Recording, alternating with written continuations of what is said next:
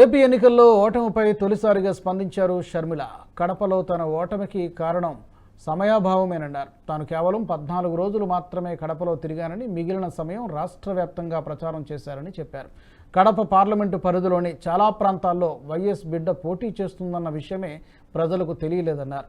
అందుకే తాను ఓడిపోయానని చెప్పారు షర్మిల. ప్రజలు ప్రభుత్వానికి వ్యతిరేకంగా అంటే యువజన శ్రామిక రైతు పార్టీకి వ్యతిరేకంగా పనిచేస్తే ఓటేస్తామని తెలిస్తే మాకు వచ్చే స్కీములు పోతాయి, అవి కాకుండా మా మీద కేసులు పెడతారు, దాడులు చేస్తారు అన్న భయం కూడా ప్రజలలో ఉంది. ఓటుకి 3,500 రూపాయల నుంచి ఇవ్వడం జరిగింది. విచ్చలవిడిగా డబ్బులు ఖర్చు పెట్టారు, డబ్బులు పని చేయకపోతే బెదిరించారు, లేకపోతే కేసులు పెడతామని, స్కీములు తీసేస్తామని.